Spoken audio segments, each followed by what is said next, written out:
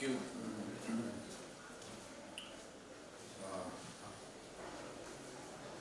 Good afternoon, friends.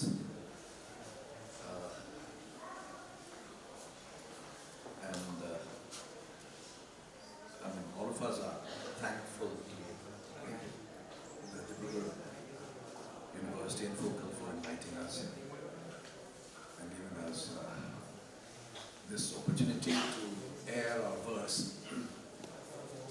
I have a little surprise. My fellow poet, Ibohal Kshetrimayum, Ibohal Kshetrimayum's book has just been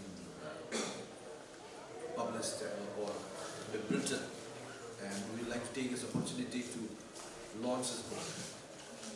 We'll make it brief, so we just want to uncover his book of haiku. In fact, Ibohal went to Japan to learn haiku.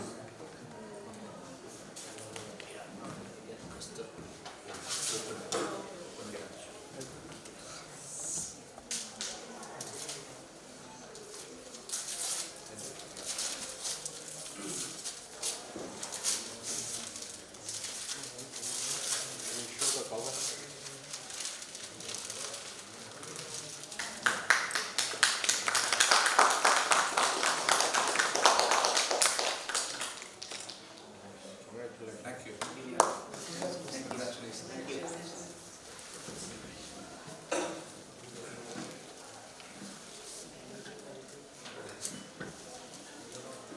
It's a very interesting theme or subject in our session. Our session's theme. Verses for courses. The subtitle is Flairs and Flavours of Poetry. I never thought of poetry as food and drink. Victuals, that is victuals, I think is the proper word. Who was it who said, it was from one of Shakespeare's plays, if music be the food of love, play on. So if poetry be the food of love, eat on, drink on, play on. That's how we go about it. And of course, Pablo Neruda did say that poetry is like bread and should be shared by all, by scholars and by peasants, by all our vast, incredible, extraordinary family of humanity. So, if we're talking in terms of food, we have different types of food. We talk about comfort food and foods that heal, and of course, closer home, fiery stuff. As if cooked with good jolokia. So, what I'll do is I'll request my fellow poets to share their ingredients, their secret recipes, and let us in on their secrets, of course. And I also been thinking that in our part of the world, as against fast food, our traditional way of cooking has always been slow. So I will like my fellow poets to maybe read 5 poems each slowly. And I won't play the role of a minder or a moderator. I will not time anyone, because I also feel that poetry needs no explaining critic or moderator. So that's how we will go about it. So I first ask Salma to read her poems.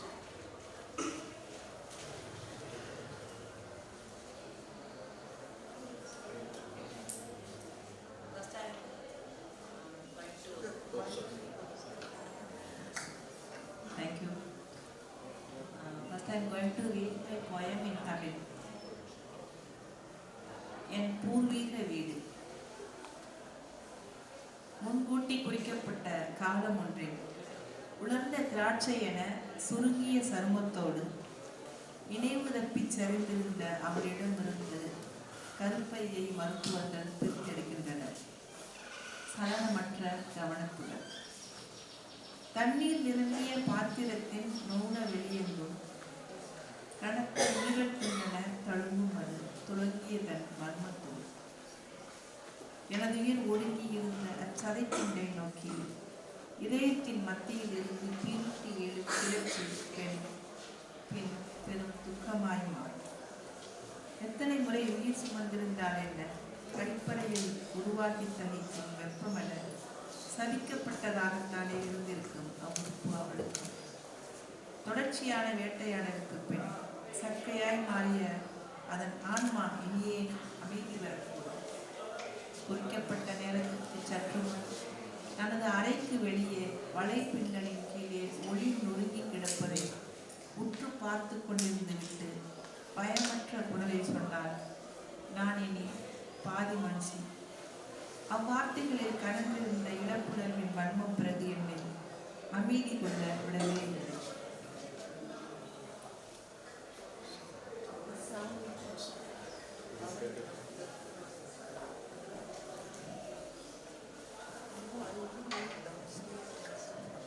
My ancestral home.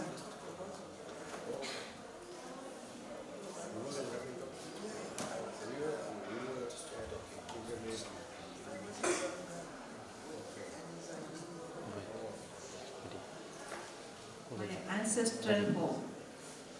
At the appointed hour, the surgeons, with their single-minded, untroubled focus, extract from her prone, unconscious body, its skin shriveled as a resin, the womb a heavy piece of liver, floating within the silent spaces of a water-filled vessel.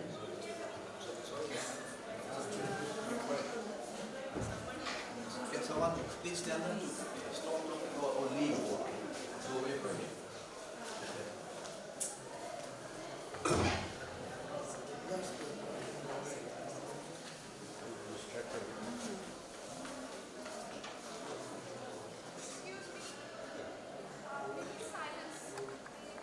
Home, find peace at least now. Just ahead of the appointed hour, she watches closely the light that falls through netted windows, scattered patterns on the floor, and declares in a voice that holds no fear, now I am half woman.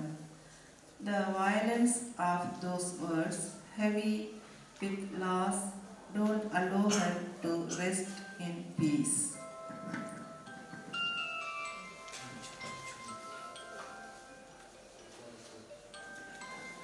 Fears.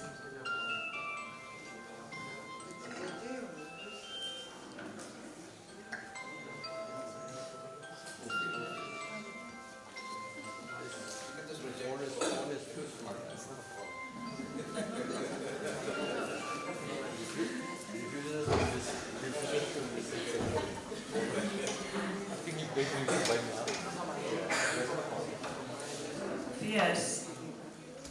Today, I look at myself once more in the mirror. This visage is not one that induces fear in others, you especially.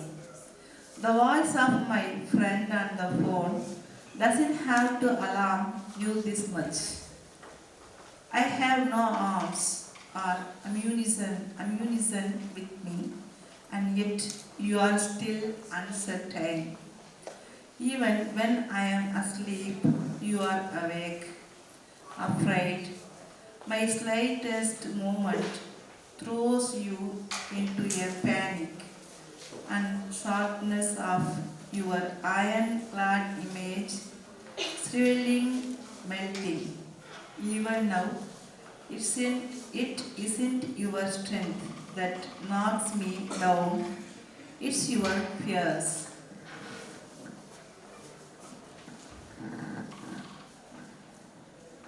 The story of the deep night.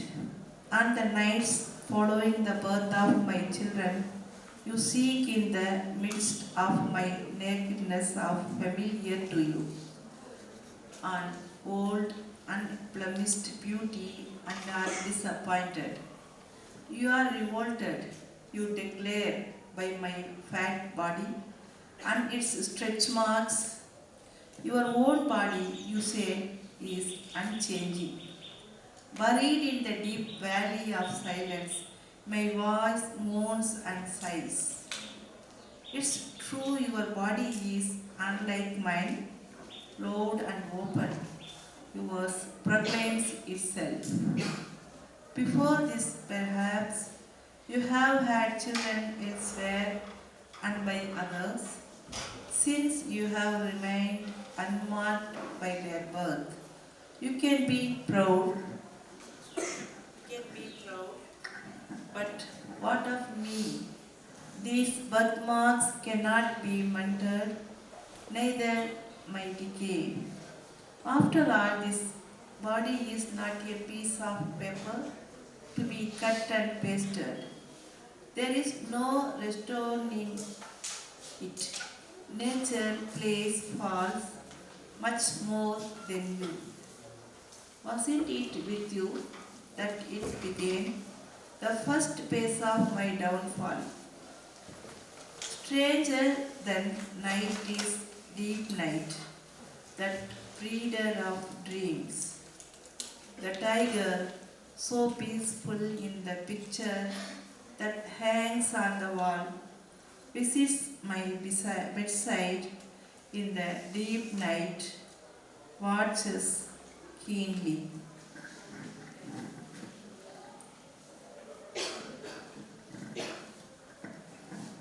Breathe. Always, all that happens to me happens when I am not there.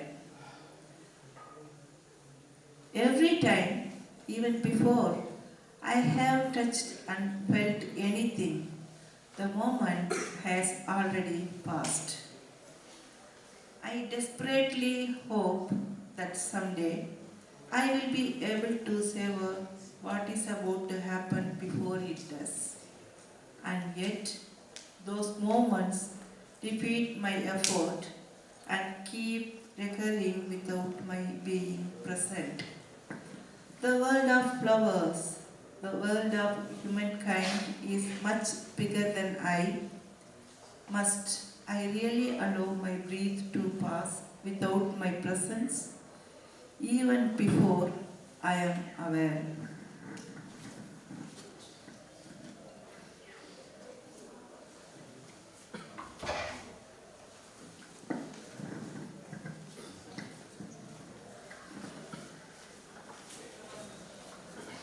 Watching me comb my hair upside down, cook upside down, eat upside down, sit, nurse my infant upside down, read a book upside down. He too hangs upside down, watching me watch him, and with fear and wonder, this bat that hangs like a fruit from the tree in the garden watches me. One evening and another, in the narrow crevices of loneliness, another evening lies ruined. Legs which lack of strength to cross over walls circle the darkness of the inner rooms. From the hot breath of the tidy room, the smell of sulphur rises. Even as I cut through dream frozenness, attempting to melt it, it remains meaningless to me. Perhaps there exists in this universe living beings perfectly content with their mates, who feed only on their prey. Anxious night, upon night, the troubled whining of babies will later turn into a joke that's on me. And as entangled as the world of the cat crouching in the kitchen, this existence, a thick layer of cream forms on the tea that has been set aside. Its burnt smell pervades. In living rooms full of people, there is not a soul one can get to know. In the sober, the fear of nakedness, in the sober, the fear of nakedness saves its own loneliness. Homes that rise from within cages, eager to spread their wings, their only aim to scare me. Gardens that sprout from walls don't offer shade to sit, no rest, to rest. Even the open space of the terrace doesn't guarantee privacy. There isn't a seat on which you can tangle your legs, relax. Perhaps if my child lent me her cradle, I may just be able to sleep. Thank you very much. The book is available here in the bookshop. Anyone who wants it. Yeah, please. So buy a book, and I've also forgot to mention that the Ibohal's book also will be available installed here. So please get your copies. Thank you, Salma.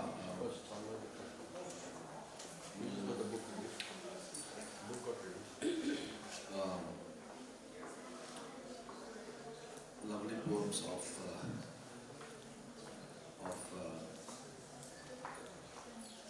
if I can say, a mother, maybe a wife, and domesticity and the body also writing itself. And if there's any protest in her poems, it's done with very gentle irony. There's nothing strident or assertive, I think.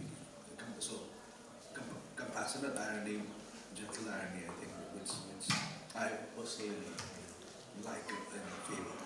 Thank you, Salma. And I request my friend Rabindra K, Swain, to read his book. Thank you.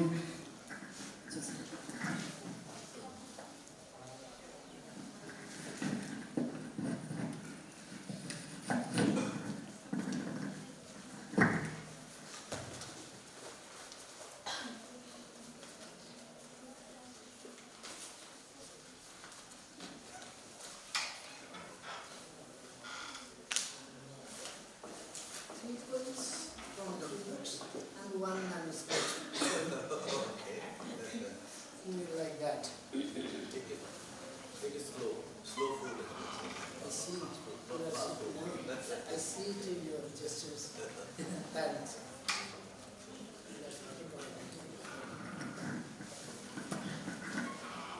What you miss? All along, it has been there.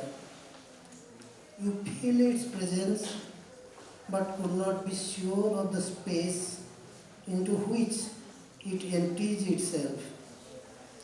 It played with its shadow till sundown.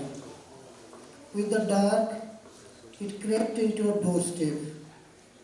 You felt it rustle, but could not touch it, sense its breath.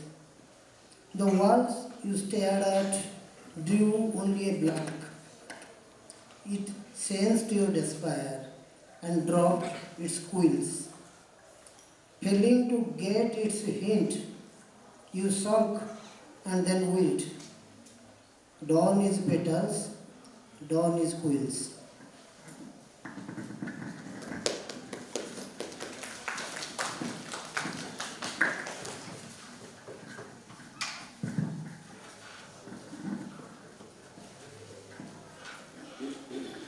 This is wall of resistance.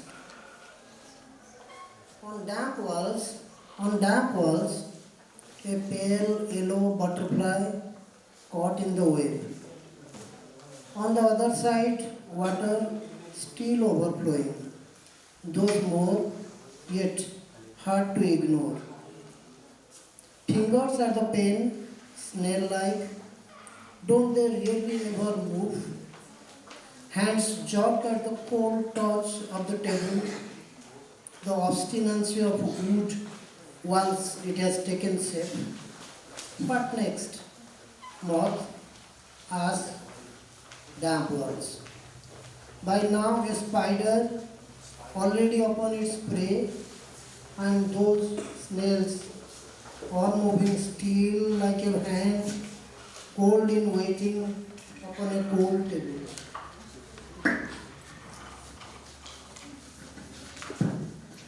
The title of this poem is Susurrus in the Skull.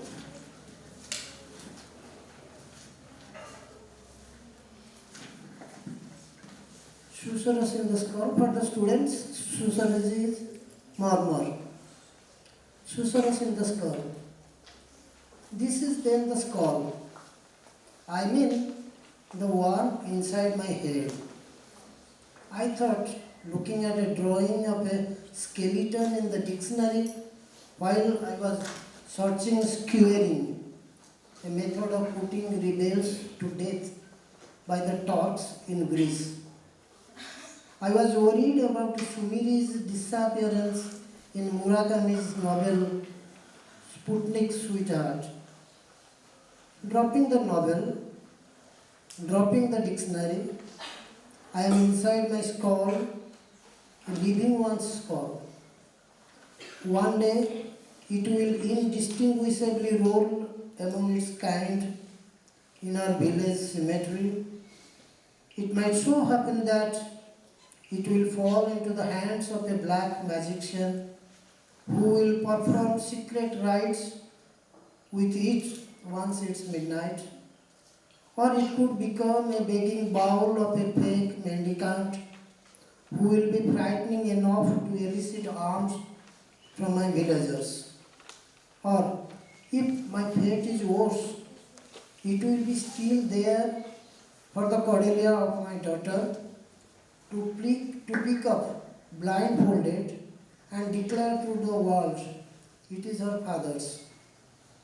Will she still hear in it the music of words I rehearse to myself before I put them on paper, or the susurrus of my desire to leave them once and for all?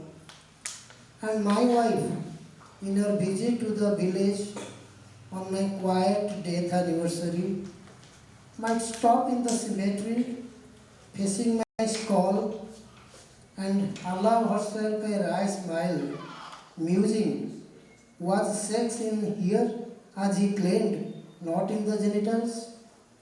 And the worst would be holding it in her hands. My mother would not believe her son was so heavy. Instead, she would resume talking to herself. But my son is like a bird who has been afloat in the wind.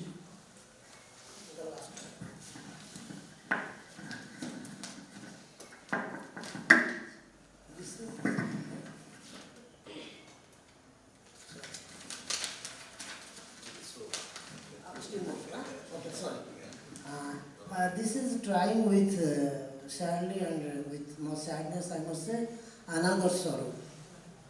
So, how close, how distant a writer could be to another sorrow is the question that has been haunting all of us. The mango falling. Yes, by the background is the conflict in Afghanistan, the coward Americans fleeing, leaving their weapons behind, people desperate to fly away, even clinging to the wings of the planes. Some of them fell. That is the background. The mangoes falling. Shifting recently to this house that falls under the airport zone, I was getting accustomed to the sight and sound of planes landing and taking off until yesterday 2 men fell off a plane elsewhere. That disturbed my life world order, and I cannot do anything about it either. What at best I can do is to switch off the TV, push aside the newspaper, knowing well that I cannot go on like this. Besides, social media, that can of worms, will defenestrate me out of my inbuilt castle to the gutter of an old moat out there.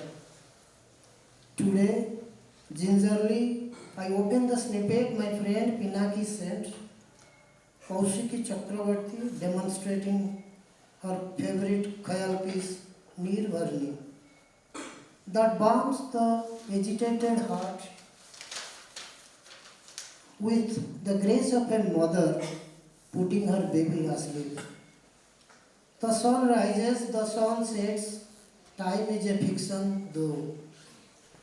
But I cannot help watching the planes taking off till I no longer see men falling from them, till planes become any other objects registering no particular feeling in me. In other times, I might have hallucinated mangoes, not men, falling, which I could catch before they hit the ground and splatter. Thank you.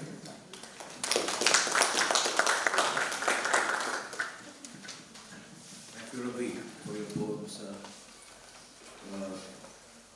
Your, I think, evocation of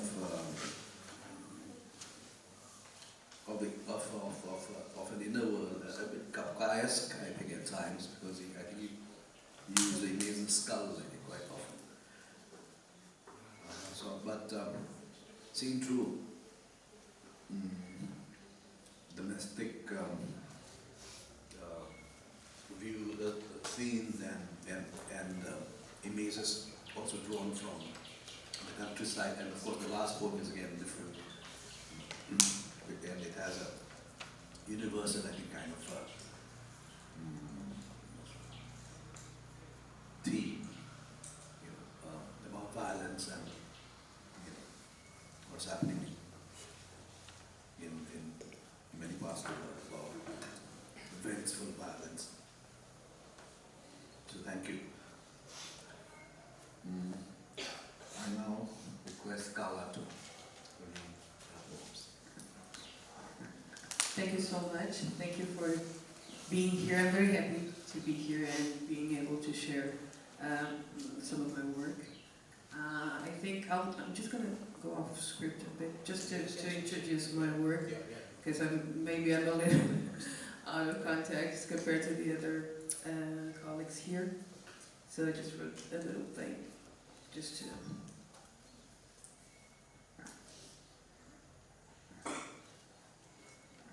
So one of my main ways of expressing is to create and cultivate pronunciation habits, which is another way to say to create conditions to continue and to perpetuate storytelling traditions.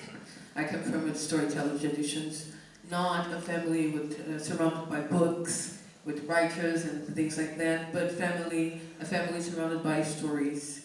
Every Sunday we had stories. Every evening my mother would gather us, and in one way or the other she would tell us stories. So I come from a tradition of storytelling. And if you listen to my bio as well, my presentation, you see that I tell stories in very different formats. I'm always trying to bring across ideas and new perspectives through stories. So I'm interested in which stories do we want to tell, how the stories are told, which format, how are they being received as well, how the stories speaking to us. As a writer or translator, filmmaker, cultural producer, my goal is to make stories intelligible and explore different perceptions of the world. So perception is a very important thing to me. how do we perceive reality, and how we as cultural producers want to pass on this reality that we are perceiving. So this is actually from where I stand when I bring out my work.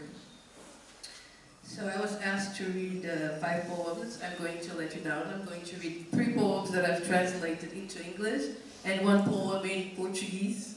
Maybe 2 poems in one. Oh, 2 poems in Portuguese. Okay, so let's do the 5. So I'm going to start in Portuguese.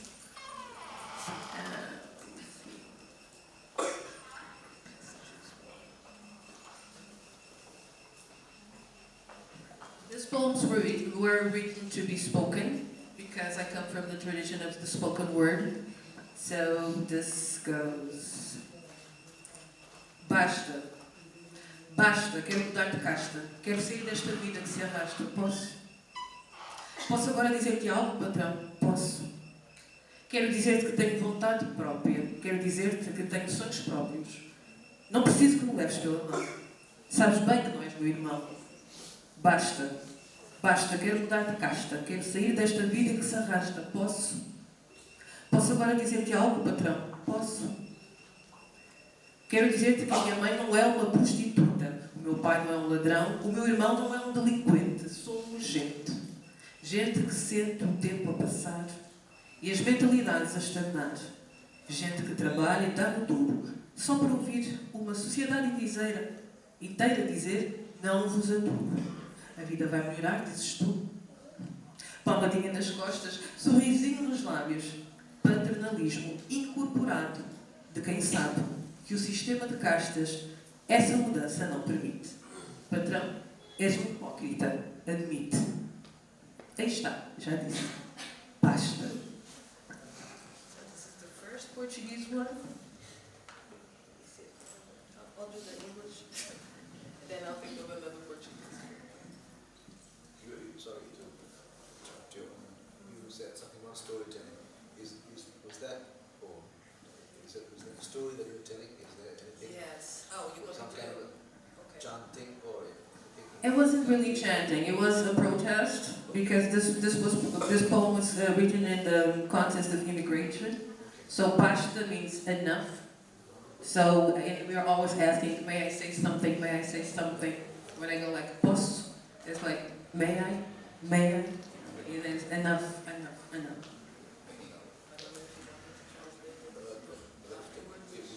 Just start a poem.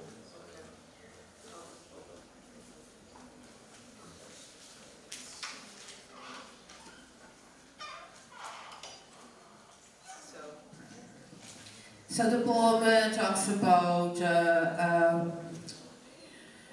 the need to move in the in society's hierarchy, you know. So I talk about caste. So I say enough, boss or master, enough master. I want to move up in this caste, not societal caste. May I?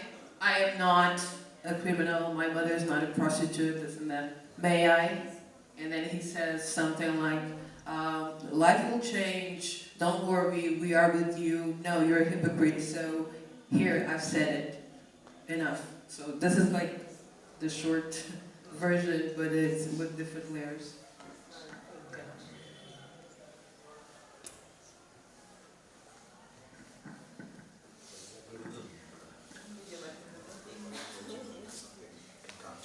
This is the beauty of poetry slam, I think. It's very... So this poem I wrote, it was something like a request.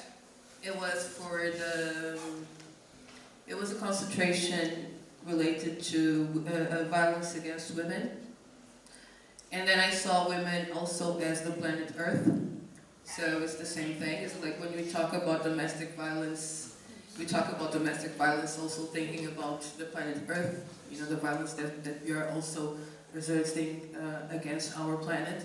So for me, it's sort of like the same. And the bongo is called The Womb.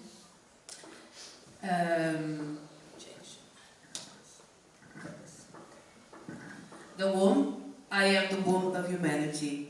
It is from me that at any and every moment the endless beauty of all planetary beings emerges, which from time to time, a little like a comet, diverges.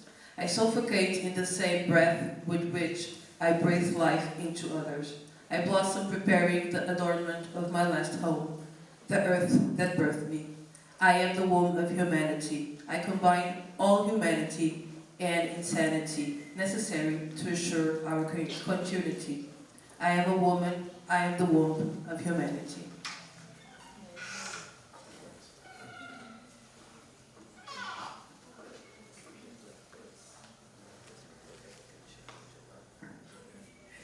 Steam. It is the steam. It is the vapor of an evaporated warmth in wasted lives. It is the steam. It is the steam of the gun pointed to the most creative corner of our brain. It is the feeling. It is the feeling of the every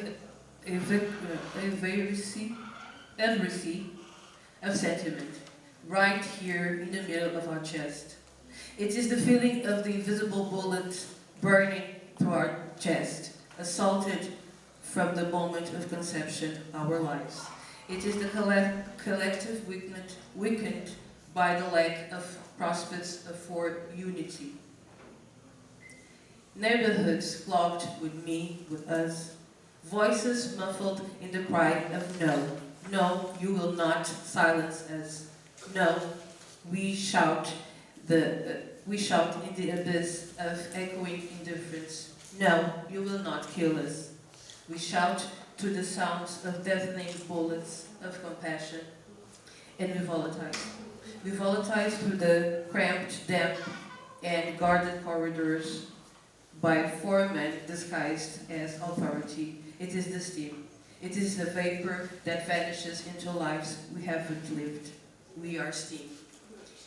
This is mostly about our neighborhoods in Portugal, because we are really marginalized sometimes. I mean, I've never lived in one of those neighborhoods, but I know the reality. So it was at a time where the death of George Floyd made it very popular for people to go to the streets. So this message was very receivable. People were prepared to receive this sort of messages. So we started writing about this sort of themes. So the last one is double consciousness. W.E.B. Du Bois calls the consciousness of black people double. He talks about the reductionist magnifying glass with which black people see themselves, influenced by the distorted gaze imprinted on their being, in their history, in their supposed lack of memory. A constant unfolding, constantly unsaying when talking about their own, constantly devalued, offended, when accused of victimhood, constantly hiding when at the center of the discussion, in order not to show the frustration of self-alienation, a balanced inconsistency in the consistency of not being heard, of not being chosen, of not being welcomed, a mutilated consciousness condemned to a multiplicity of reiterated negativity, and confirmed by science which calls us, governed by whims, obsessed by lust, condemned to be animals. Unconformed, we try to fight back, but we stumble into the traps of oppression, and living in the light of science, we reproduce what its spell tells us. But no, we are not free of consciousness. Rather, we are prisoners of a double consciousness, that the one that oppresses us and the one that struggles to evade that prison and make our reason prevail.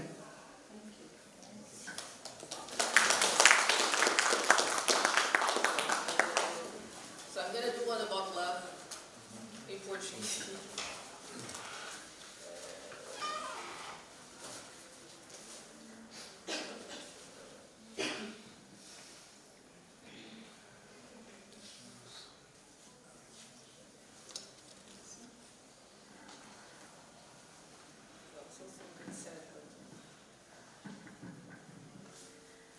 Solidão. Todos a conhecem, apesar dela assumir diferentes formas. A minha não é a tua. E a tua não é certamente a minha. Quando se cruzam a minha e a tua solidão, não se reconhecem, mas não deixam de ser o que são. Solidão.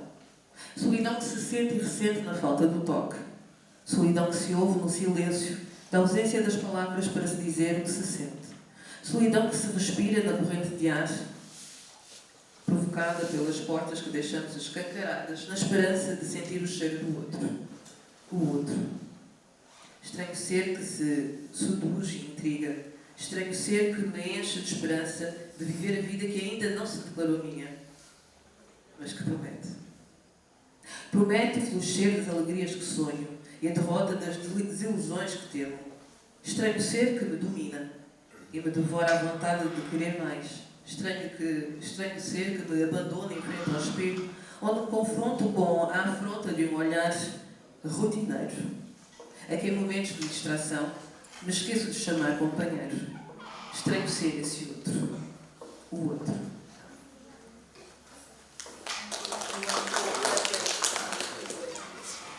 I'll try to translate it. Loneliness, we all know it. Although she assumes different forms.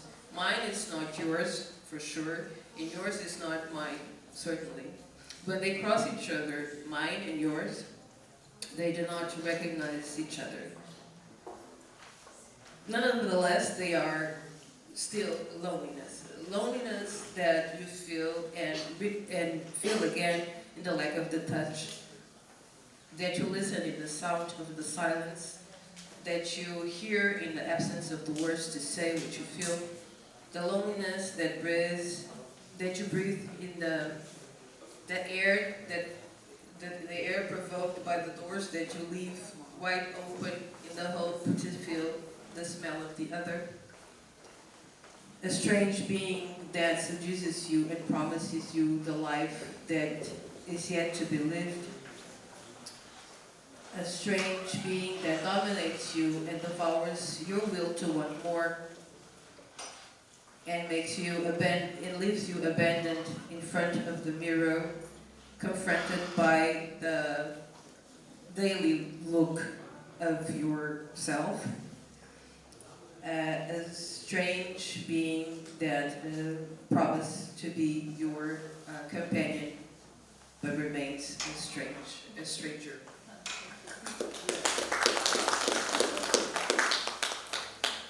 That was.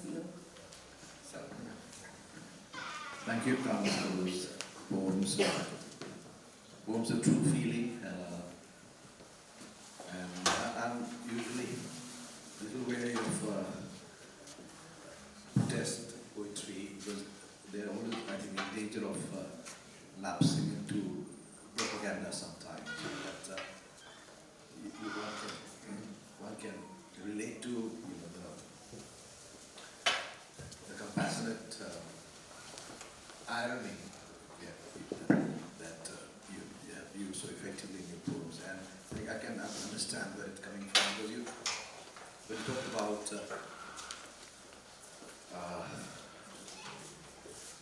environmental abuse and abuse of Mother Earth, that's something that I can relate to. That's in fact, immediately that's the kind of that's my subject. That's what I want to write about. So thank you. Lovely poems. Last, not the least, I request my fellow poet Ibohal Kshetrimayum to read his poems.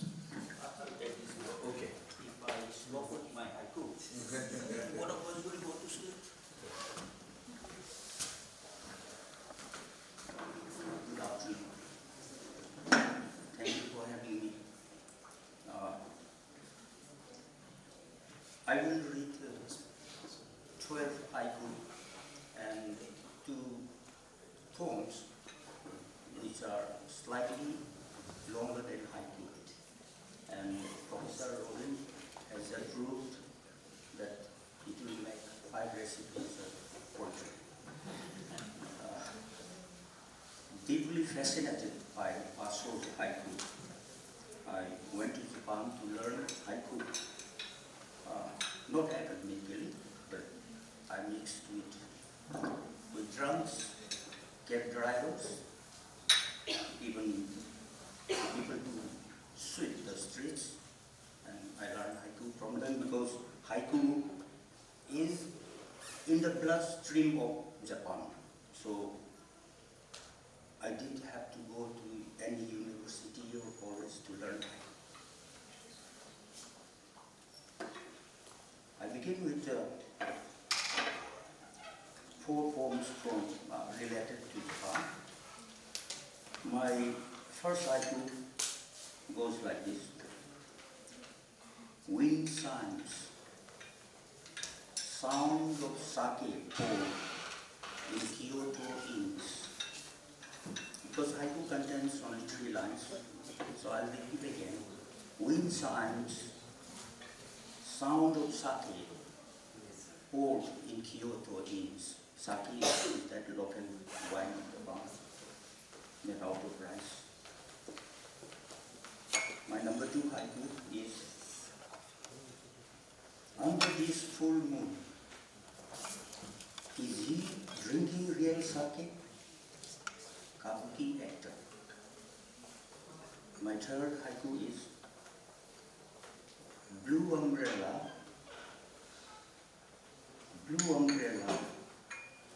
forgotten on the snow, a piece of sky.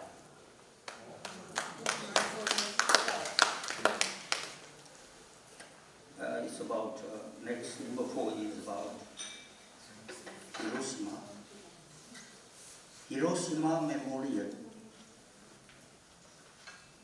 placing the Hibakusha petal. Hibakusha is the Japanese word designated to the survivors of the 2 atomic bombings. So I'll read again. Hiroshima Memorial, placing a Hibakusha petal, the flower petal, girl in uniform. This is from Japan. And another one from Japan. Number 5. A cloud glides away, revealing a noble white-haired Mount Fuji. Well, I always believe poetry should be an objective art rather than being simply subjective. With so much of hatred and animosity and violence happening around us, we seem to have forgotten how to love. And I put my poetry in the hands of love and try to justify it with my lived moments, even as I struggled with the fear of becoming only a reporter. So my homeland is in trouble. My home state is suffering. So these 2 poems are related to the sufferings of my homeland, which I would like to call Mother. Gunshots from the hills. It hurts to know it is still home. The next one is also related to the drop. A wayward bullet over my naval corps resting place. Kshetrimayum is a female deity of our main market. So a wayward bullet over my naval corps resting place. The Kshetrimayum weeps in hometowns dead nights. So this is, I don't know, what should I call it? some sad feelings about my homeland. Then the last part of the haiku is about the place where I live, in the Khasi Hills. I live in the Khasi Hills of Meghalaya, a little further from the Shillong town. So I begin my tributes to the place where I live. Kneeling as would a hill, kneeling as would a hill, I asked for my biblical wreath and found her gently snoring beside me. The next one is, it's a place, there is a place called Ngangom where mostly we men go for fishing. And if you've been to Shillong, it's called Barapani. yeah, they call it Barapani. We used to call it Barapani, but in Khasi language it is called Ngangom Lake. The lake where water cries or rain cries. So we used to go for fishing most of the times overnight, carrying a tent. In fact, an excuse for drinking, you know. So buying fish, lakes, failed overnight anglers in mortal fear of wives. You have to carry back some fishes, but you didn't get it. The number 10 is heard a mouse sneaking into the book rack. Professor Rodent, perhaps. Number 11.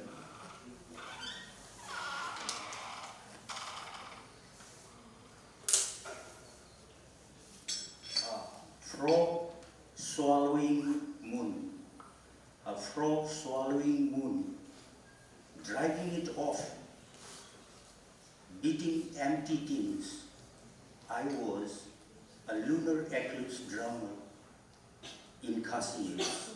You know, there is a tradition that when lunar eclipse happens, the Khasis believe that a frog is about to swallow the moon. So they have a habit of, a custom of taking out empty tins from everywhere, from the basement, and knocking it with sticks and stones so that the frog will be chased away. So Okay, he was a lunar eclipse drummer. I was always the lunar eclipse drummer. Okay. This is very true to my life. Witnessing life, although just passing by, as if forever. So I finish my haiku part, and I'll read two poems which are a little smaller than haiku. This is my tribute to Assam. Ode to Otenga.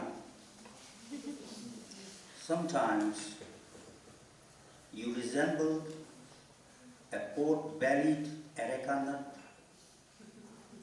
or a baby coconut.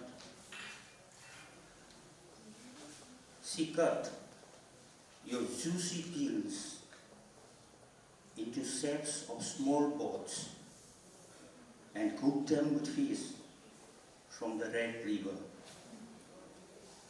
When she bit and sucked sour flavor from the peels, blissfully closing her eyes, with every bite, we were cast adrift in her invisible joy.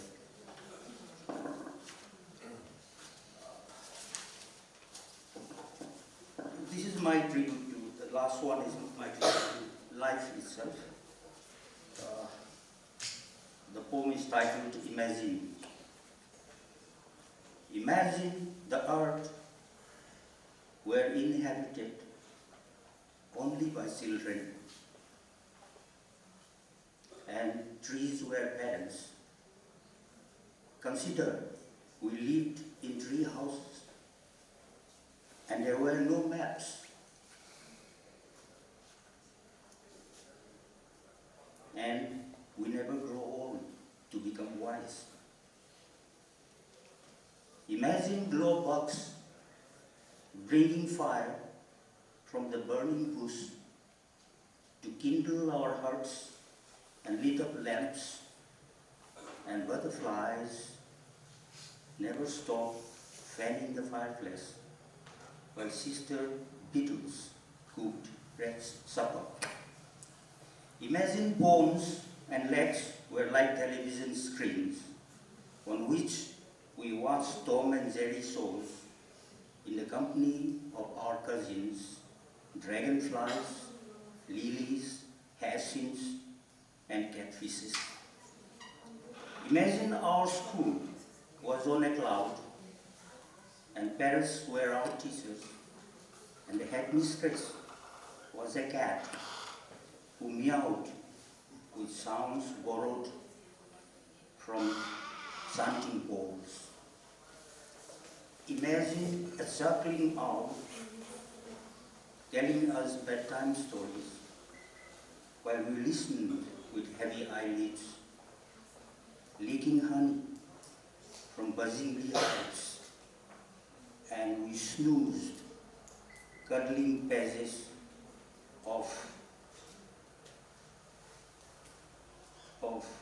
never-ending dreams from books kept in heaven's library without chapters of history and wars, and the night was a raven perched on a moonbeam when day arrived, when it flies away.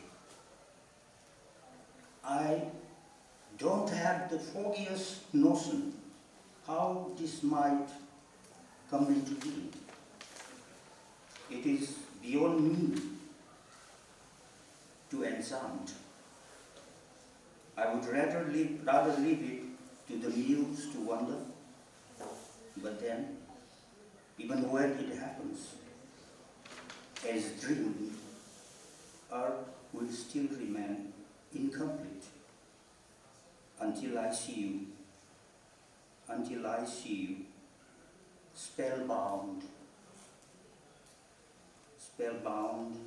until I see you spellbound,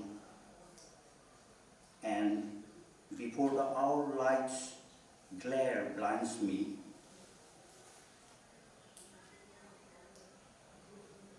on that soft meadow of a fog forest, your man engulfs it and howls like a satiated sea-wolf in the way you always do whenever you love me with all that you have. Thank you.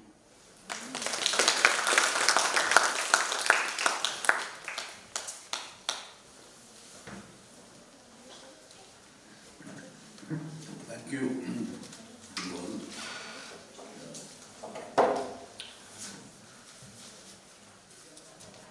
Those feeling written poems. This is my response to his haiku. This book that he has just launched.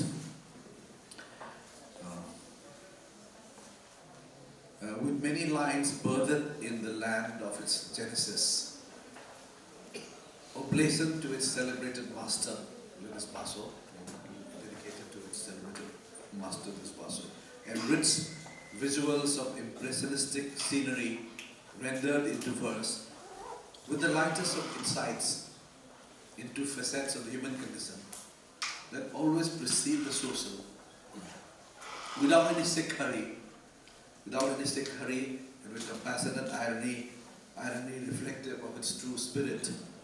Rewarding is the word for this haiku collection. That is one time.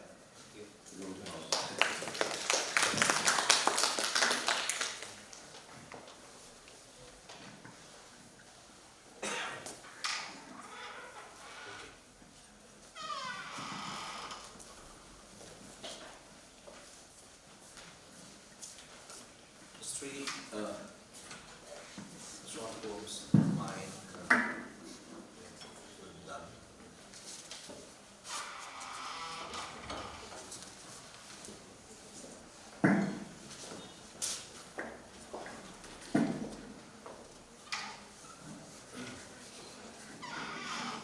This one is titled Old Woman, and it has again troubles in Manipur as its background. Old woman. An old woman lies with her face downwards on the tar near the gate of an old school in gumboots, her face wrapped in a native shawl at the height of an ethnic war. None knows her. Her death isn't condemned. She might have lost her mind walking into enemy territory like that. Was she a spy? No one recognized her. Someone could have said she once held the life in her, but that was long ago and no one identified her. Everyone else knows nothing except a fear of the unexplained.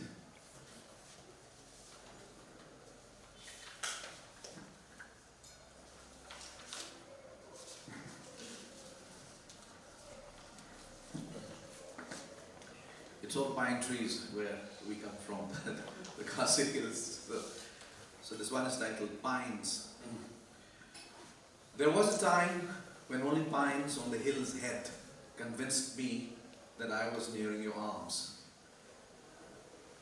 While restiveness kept accelerating on that dreamy highway with all the foolish risks of love's mishaps which could not restrain us, but only men digging up the earth and never-ending military convoys slowed our ardor. Only pines on the hill's roof then told me you were within reach. Look, here is the very pine tree under which I first begged for a kiss, and you replied it was far too dangerous. Last one. It's titled Poem for Tashi. This is dedicated to a friend of mine from Sikkim, Tashi Chofel. And this is written after Muhammad Darwish's very famous poem about the environmental apocalypse that is coming our way. It has this beginning lines, and earth is slowly squeezing us. That is the poem by Muhammad Darwish. So poem for Tashi after Darwish. In winter's dying rays, we set out to see the last mountain, which may guide us to Shambhala. Shambhala is the original Tibetan name for Shangri-La. So, in winter's dying rays, we set out to see the last mountain, which may guide us to Shambhala before the snow window closes. When air and earth will become only a wick, and water the fuel to consume us breathtakingly. What if the immaculate snowy mountains were to melt into lethal seas? Where will seagulls float after the last sea unmending boils? Before we lose acoustic memory of dove song, a stream's sigh, before the final pictures of reeling birds, our artificial oracles, our artificial oracles have promised untold suffering for our children's children. Only we will vanish before our children could have their first snow and kisses. That's it. Thank you.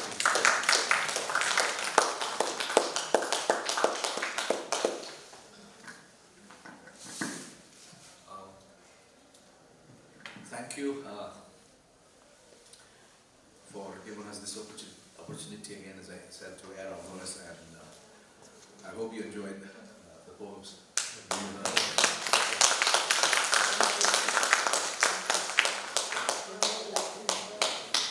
Oh yes, I don't know if you have the time for any. We have 10 minutes, so if Oh, there is okay. any questions, then Yeah, you if you can have please questions, ask the yeah.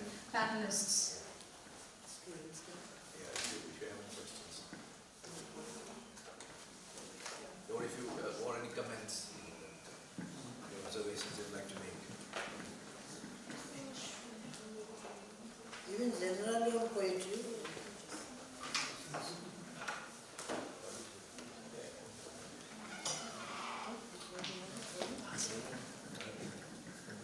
I think, as they say, my heart is full and my mouth is done.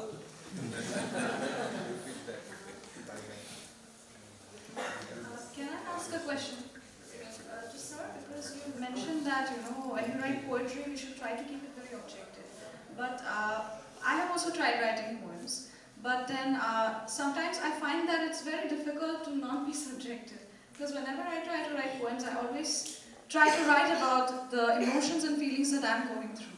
So it is important to be objective, but for me, right now, I'm still struggling with that whole idea.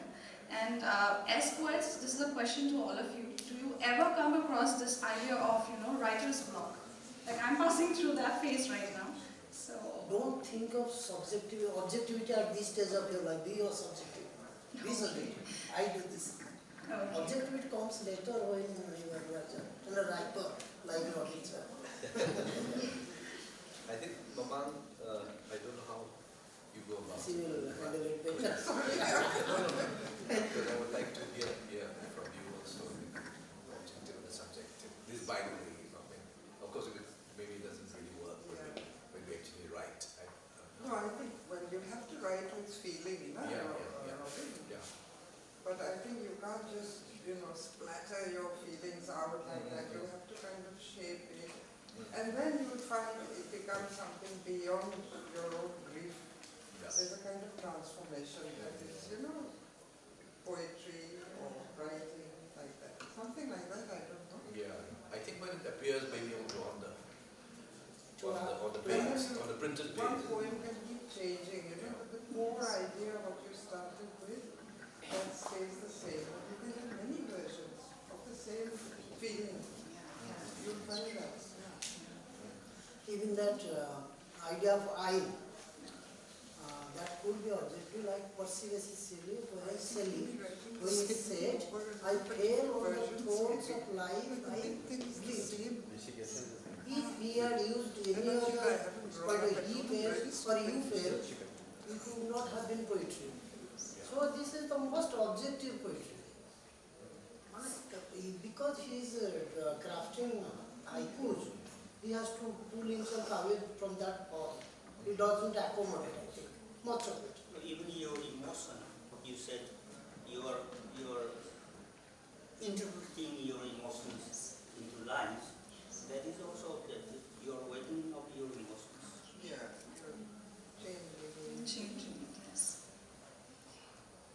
Changing different ways of expression. You don't have to be set.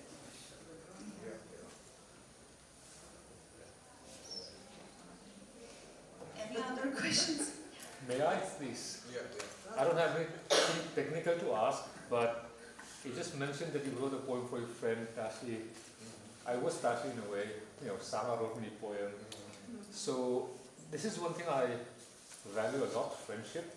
So my simple question is, how has your friendship with obviously Akash, Sir and all, amongst your friends, how has friendship shaped the way you write things, your poems basically?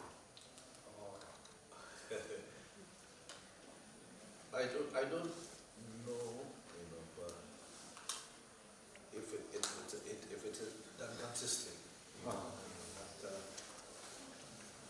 it's. I think for me, the belief that we share the same values, and what Khalil Gibran has this lines about a friend, that when your friend leaves you, don't miss him, and like he says, when your friend is away from you, then you will learn to appreciate his qualities, his real worth more. And he says, he uses a wonderful metaphor of it as the mountain becomes clearer from the plain. When you look at the mountain from the plain, it's clearer. When you're far away. When you're far away. So that's how we look at a friend. So don't miss him. I mean, don't mourn him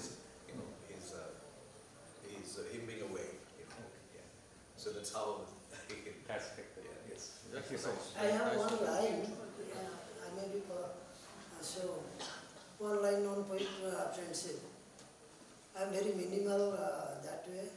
One friend is enough, even though he is dead. This is a line from my poet. More available, still more happier we are. Life is beautiful, except that it is not.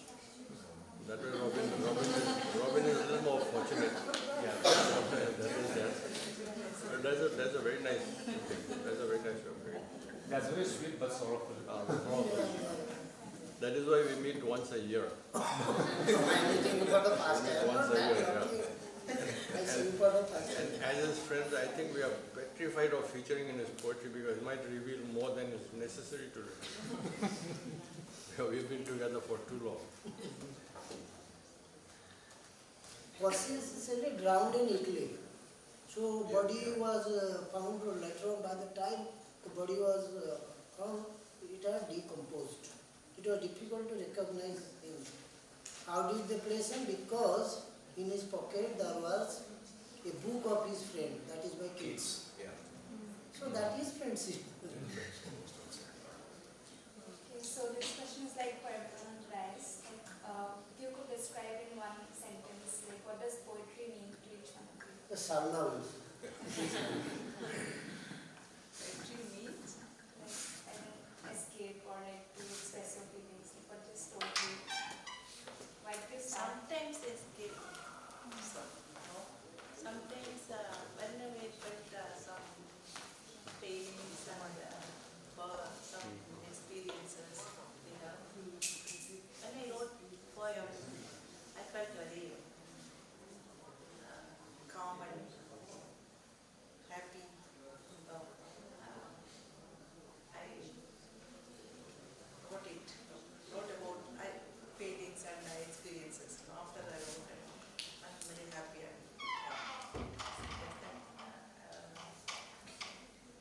Poetry always feeling of poetry is the maybe escapism sometimes happiness, sometimes someone's happy.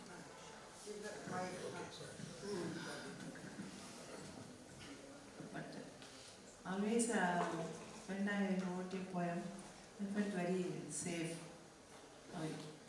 I wrote something about the society. I did something about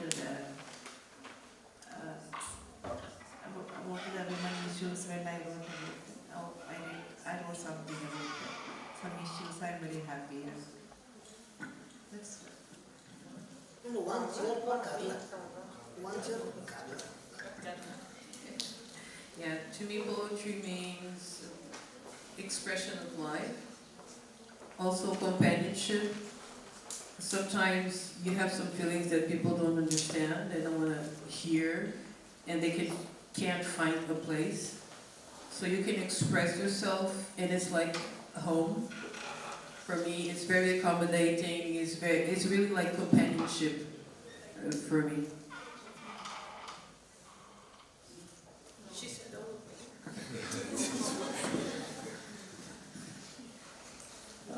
Since I write haiku,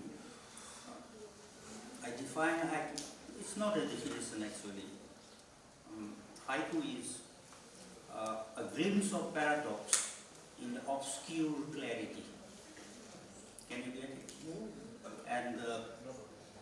And my teacher, I'm like accolade there. Basu is already there.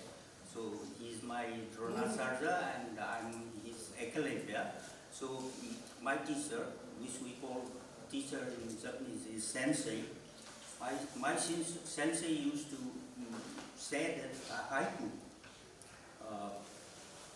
should have the ability to grasp the momentary and the eternal and put these two together in 3 lines. So that's in between you find your way. Thank you.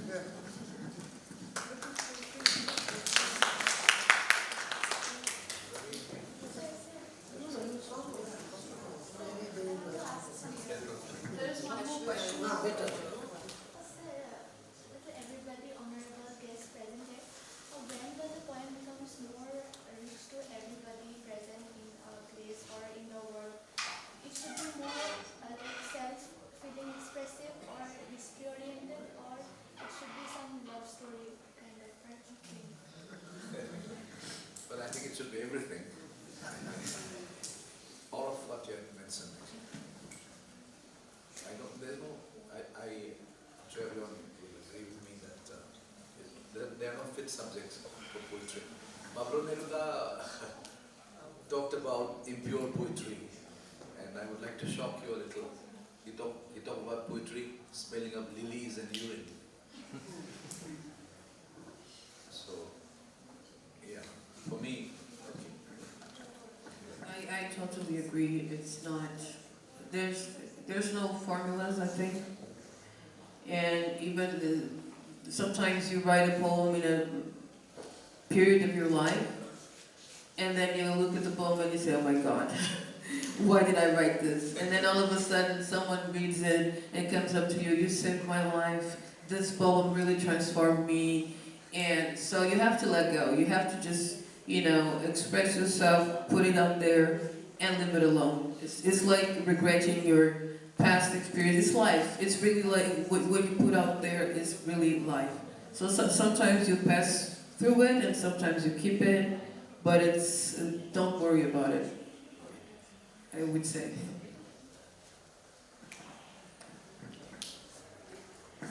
I agree, Robin, on what he said.